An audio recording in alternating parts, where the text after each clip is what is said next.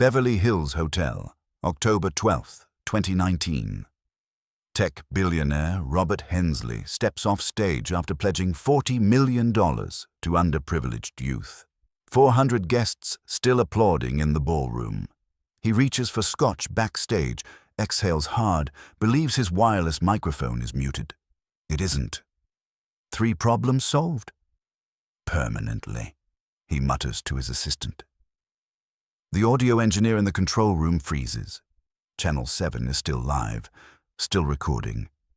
Hensley keeps talking. Names surface through the speakers. Chen in 2004, Morrison in 2009, that reporter in 2014. 90 seconds of confession captured on backup. The engineer's hand hovers over the delete button. The recording light glows red on the soundboard. Hensley walks back on stage, smiling, unaware. The microphone remembers everything. What connected those 3 names? Why did a $600 wireless mic destroy a $3 billion empire? Robert Hensley dropped out of Stanford in 1997, right when the tech boom turned dorm rooms into boardrooms. By 2001, his company Datavault Security had raised $40 million in Series A funding. The pitch was simple: protect corporate data like it's nuclear codes. Clients loved it. Investors loved it more. By 2005, Hensley was on magazine covers, keynoting conferences, launching foundations for STEM education. The public saw a self-made genius who gave back. What they didn't see were the 3 people who disappeared when they got too close to how Datavault actually made its money. James Chen, former business partner, died in a boating accident off Marin County in July 2004, 1 week after threatening to sue over stolen code. David Morrison, patent attorney, fell from his 12th floor office in May 2009, 2 days after scheduling a meeting about fraudulent patent applications. Lisa Ramirez, investigative tech journalist, crashed her car in March 2014. Her laptop contained a draft titled Datavault's Secret Stolen IP. All 3 deaths ruled accidental or suicide. All 3 investigations closed quickly. Hensley's empire grew every time. Forbes covers from 2005, 2010, 2015, same smile. Same clean hands, same story about transparency and integrity. October 12, 2019. Beverly Hills. Hotel ballroom packed with 400 donors, tech executives, venture capitalists. Hensley stands at the podium in a tailored navy suit. White shirt, no tie. His speech hits every note. Innovation, responsibility, giving the next generation tools to build the future. Transparency, integrity, these are my foundations, he says. The crowd loves it. Applause echoes off marble walls. Backstage, audio engineer Marcus Webb, 28, monitors the soundboard. Standard wireless mic setup, Sennheiser G4 system, Channel 7 assigned to Hensley. Webb's run over 200 corporate events. He knows the drill. Hensley steps off stage during the gala dinner, believing the mic's muted. Standard protocol. Speakers hit the mute button when they're done. Hensley reaches for scotch on the backstage table, loosens his collar. Webb glances at the board. Channel 7's input levels are still active. The mute button didn't engage. Hensley leans toward his assistant, a thin man in his 30s holding a tablet. Finally clean, Hensley says, voice low but clear through the monitors. Chen, Morrison, that reporter, all handled. Webb's hand freezes on the fader. He hits the record button on the backup system, pure reflex. The red recording light glows. Hensley keeps talking for 90 seconds. Then he straightens his jacket, smiles, and walks back to the ballroom. Webb stops the recording, hands trembling. The file sits on the hard drive, time-stamped 9:47 p.m. The recording is 90 seconds long. Hensley's voice, slightly slurred from scotch, matter of fact.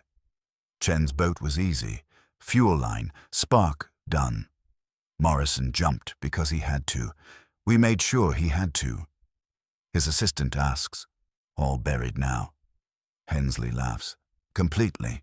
No one's looking anymore. Ramirez got too close to the patent theft story. That problem solved itself. Webb plays it back 3 times in his car before driving home. He doesn't sleep. By dawn, he's searched all 3 names online. James Chen, obituary from 2004, boating accident, survived by wife and 2 daughters. David Morrison, local news story from 2009, suicide ruling, former patent attorney. Lisa Ramirez, memorial page from 2014, single car crash, investigative journalist who specialized in tech industry fraud. Webb pulls up timelines. Chen died 6 months after a public dispute with Hensley over intellectual property. Morrison fell from his office 2 days after his name appeared in a legal filing questioning DataVault's patent legitimacy. Ramirez crashed 3 weeks after publishing a preliminary piece hinting at corporate espionage. Every death followed confrontation, every case closed without suspects. Webb copies the audio file to a personal USB drive. He labels it Hensley Gala, October 12th, 19 backup, and hides it in his apartment.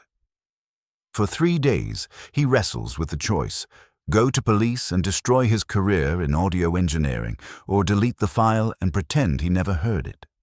Either way, the microphone captured a confession to 3 murders. Webb doesn't know that Special Agent Sarah Kwan is already circling Hensley. Not for murder, for securities fraud. The FBI's San Francisco field office has been reviewing DataVault's financial records since August 2019, tracking offshore accounts and shell companies tied to patent acquisition. Kwan, 34, former prosecutor turned white-collar investigator, suspects Hensley built his empire on stolen intellectual property. She's been interviewing former employees, combing through emails, mapping money flows. She has no idea 3 people died protecting the same secret she's hunting. November 2019. Webb creates an encrypted email account. Anonymous, untraceable. He uploads the audio file and writes a subject line. Robert Hensley, 3 murders, October 2019, confession. He sends it to the FBI tip line and deletes the email account. Then he waits. Kwan receives the file on a Tuesday afternoon. Her first instinct is to dismiss it. Prank, deepfake, disgruntled ex-employee. She listens anyway during lunch. 30 seconds in, she recognizes Hensley's voice from recorded interviews. By the end, she's pulled case files for Chen, Morrison, and Ramirez from 3 different jurisdictions. All 3 had DataVault connections. All 3 died under questionable circumstances. All 3 investigations went cold. Kwan stacks the manila folders on her desk, dust on the edges, yellowed paper inside. She calls her supervisor. "We need to reopen 3 cases," she says. "I think we've been investigating the wrong crimes." Kwan starts with James Chen. Boating accident, Marin County, July 2004. Chen and Hensley co-founded an early version of DataVault in 1999, equal partners. By 2003, Hensley controlled 90% of the company. Chen claimed Hensley stole proprietary encryption code Chen developed. He threatened a lawsuit in June 2004. 1 month later, Chen took his boat out alone on a calm morning. Coast Guard found the wreckage that afternoon. Explosion, fuel line rupture. Accident investigators ruled it mechanical failure. No foul play suspected. Kwan reads the report twice. No follow-up, no secondary investigation. Chen's widow mentioned he'd been stressed, paranoid, convinced someone was watching him. Investigators dismissed it as anxiety. Case closed. Next, David Morrison. Fell from his office, 12th floor, downtown San Francisco, May 2009. Morrison was a respected patent attorney who'd worked with dozens of tech firms. His specialty was verifying intellectual property claims. In April 2009, Morrison's name appeared in a legal memo questioning the legitimacy of 3 data vault patents, core technology the company valued at over $100 million. Morrison scheduled a meeting with a federal investigator. The meeting never happened. Morrison fell on a Tuesday night, alone in his office. Security footage showed him entering the building at 9 p.m. No one else on the floor. His office window was open. Suicide ruling based on a note found on his desk. "I can't do this anymore." His brother Thomas never believed it. Morrison had no history of depression, no financial problems, no motive. Lisa Ramirez crashed her car on Highway 1, just south of Half Moon Bay, March 2014. Single vehicle accident, brake failure, car went off a cliff. She was 31, an investigative reporter for a tech industry publication. Her last article, published 2 weeks before her death, hinted at a major story coming: corporate espionage, stolen patents, a billionaire's empire built on lies. She didn't name Hensley, but insiders knew. Her laptop, recovered from the crash, contained a draft titled "Data Vault's Secret Stolen IP." The article detailed how Hensley acquired patents through intimidation and theft, then buried the original inventors under legal threats and NDAs. Ramirez had sources, documents, testimony from former employees. She was days away from publishing.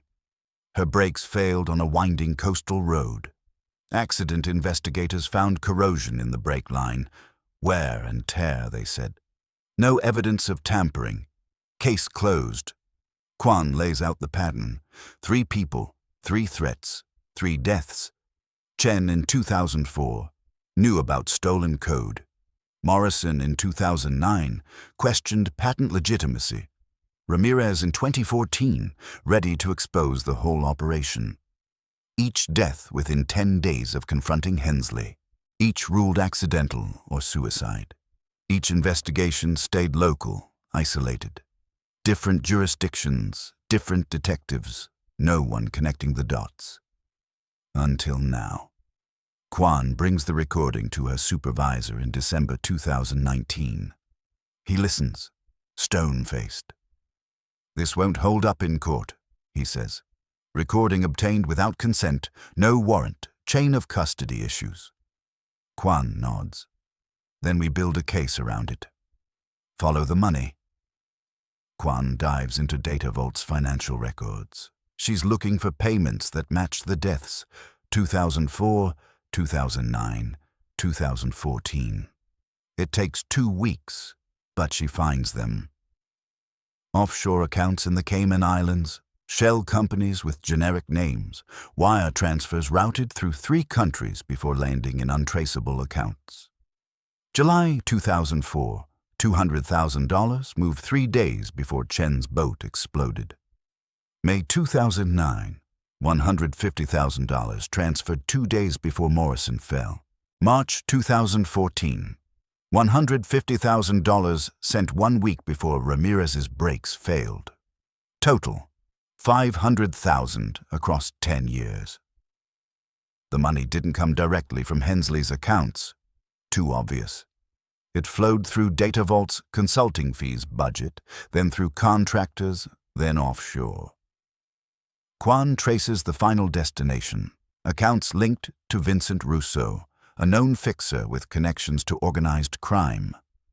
Rousseau's specialty, making problems disappear. He'd been convicted in 2016 for racketeering, but never for murder. Quan pulls Rousseau's file. He's serving time in a federal prison in Arizona. She arranges a meeting. December 2019, Quan sits across from Rousseau in a visitation room. She plays the recording. Rousseau listens, face blank. "That's Hensley," he says. "Yeah, I know him." Quan leans forward. "Did he hire you?" Rousseau smiles. "I don't work for free." Quan offers a deal, testimony in exchange for reduced sentence. Russo considers it. 3 jobs, he finally says.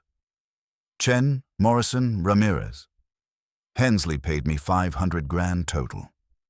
Made them all look like accidents. Quan has her corroboration, but someone else is hunting the same story. Thomas Morrison never believed his brother David jumped. For 10 years, he carried the doubt like weight in his chest. In 2018, Thomas hired Jack Reeves, a former LAPD detective who specialized in cold cases. Reeves had a reputation: relentless, methodical, expensive. Thomas paid him $50,000 up front. Reeves started with David Morrison's appointment book. The last entry, day before he died. Hensley, final meeting. Reeves interviewed former Data Vault employees. He found a pattern of intimidation, NDAs, legal threats, sudden terminations for anyone who questioned company practices. 3 former engineers mentioned the same thing. Hensley's inner circle included people who handled problems. No names, just whispers. By December 2019, Reeves is surveilling Hensley's Malibu estate.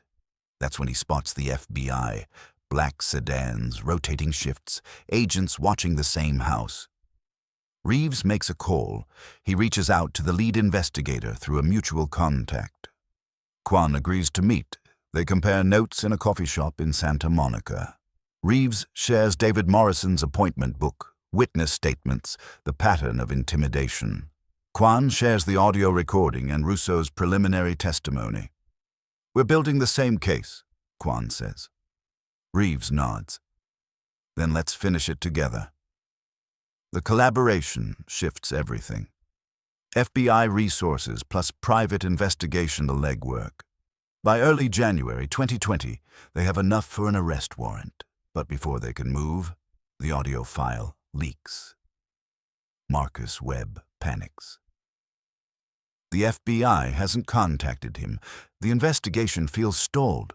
He's terrified Hensley will find out about the recording, terrified he'll be next. January 2020, Webb sends the audio file to 3 major news outlets. Anonymous email, encrypted file, same subject line. Within hours, it's everywhere. CNN plays it on loop. The New York Times runs a front-page story. Every network analyzes the waveform, brings in voice experts. Hensley's lawyers issue a statement immediately. Fabricated audio, AI-generated deepfake. Malicious attempt to destroy Mr. Hensley's reputation. Voice analysis experts from MIT and Stanford examine the file. 98.7% match to Hensley's verified recordings. Not a deepfake. Not fabricated. Real. Data Vault's stock price collapses. 60% drop in 2 days. Investors flee. Partners terminate contracts. Hensley retreats to his Malibu estate. Refuses all interviews. The media camps outside his gates. His face on every screen, his voice on every channel. Chen's boat was easy. Fuel line. Spark. Done. The quote becomes a meme, a headline, a symbol of corporate corruption. Public opinion turns instantly.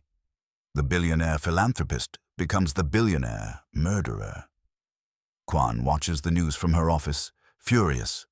The leak compromised her investigation, but it also made Hensley radioactive. No jury would sympathize now.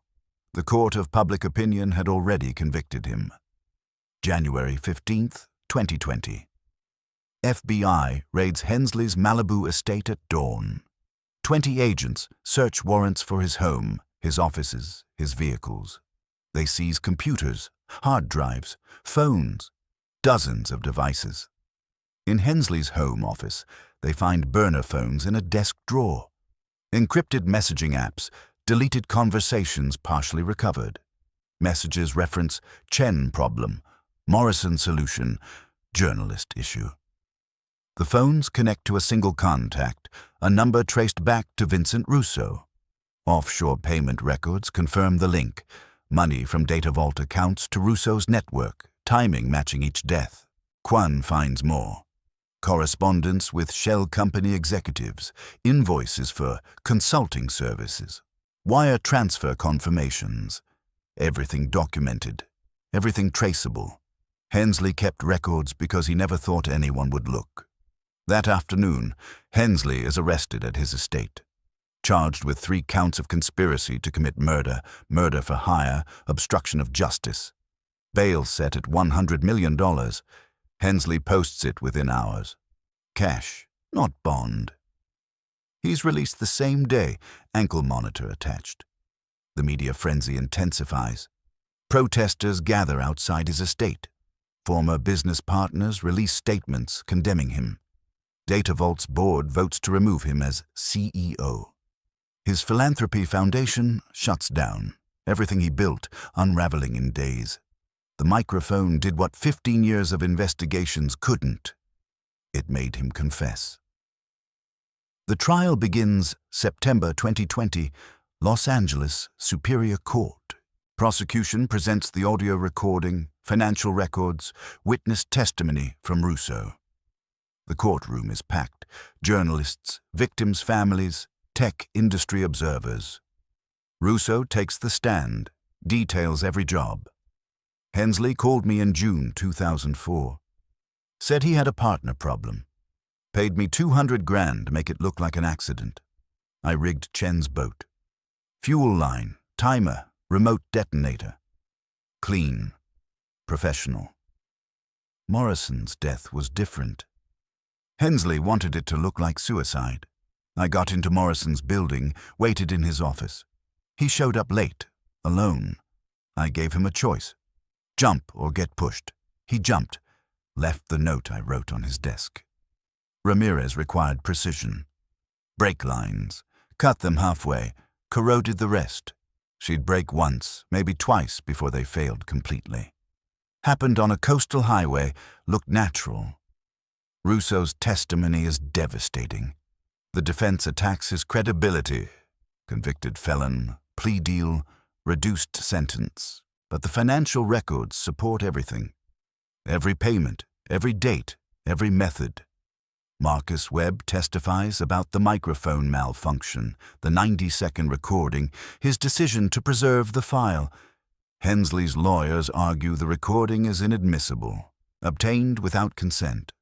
The judge allows it as evidence of consciousness of guilt. Hensley takes the stand. His lawyers advise against it, but he insists.